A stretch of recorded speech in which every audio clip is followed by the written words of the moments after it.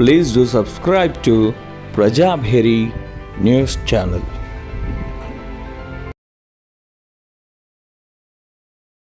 నిజాము నవాబు రక్కసి పాలనపై నిప్పులు చెరుపుతూ అనేక కవితా కావ్యాలను రాసినటువంటి దాశరథి కృష్ణమాచార్య జయంతి జూలై 22.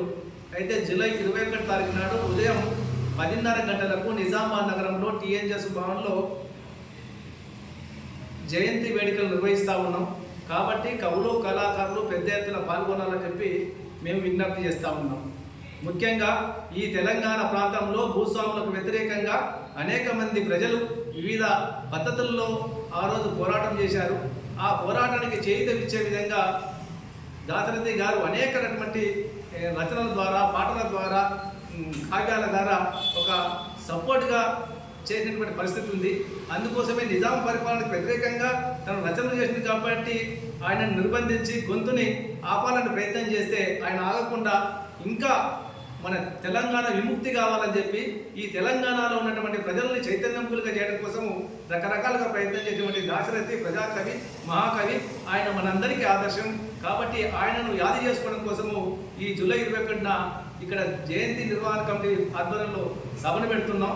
ఈ సభలో ఎమ్మెల్సీ గోరెడ్డి వెంకన్న వస్తుంది. కాబట్టి మీరందరూ కూడా వచ్చి ఈ యొక్క సందేశాలు విని మనవంతు బాధ్యతగా ఈ తెలంగాణ సమాజంలో అసమానత లేనటువంటి వ్యవస్థ కోసం అడుగులు వేద్దామని చెప్పి ఆశిస్తున్నాం.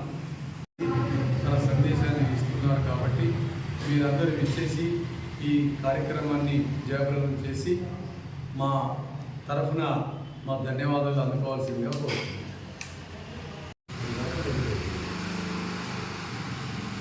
దాశరథి గారు తెలంగాణ సాయుధ పోరాటంలో పాల్గొన్నారు. ఆనాటి నుంచి ఈనాటి వరకు కూడా తెలంగాణ పోరాటం ఆగలేదు. ఈరోజు ప్రత్యేకంగా మన తెలంగాణ మనకు స్వరాష్ట్రం వచ్చింది. ఇందులో కవిగా తను దాశరథి గారి పాత్ర చాలా ఉంది.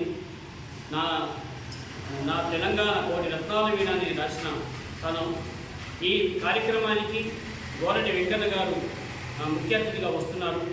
ఈ కార్యక్రమంలో కవి సమ్మేళనము, సంగీత విభావని సభ మరియు పలువురికి సన్మానాలు కూడా ఉంటాయని కోరుతూ మీరందరూ పెద్ద ఎత్తున ఈ కార్యక్రమంకి రావాలని కోరుతున్నాను.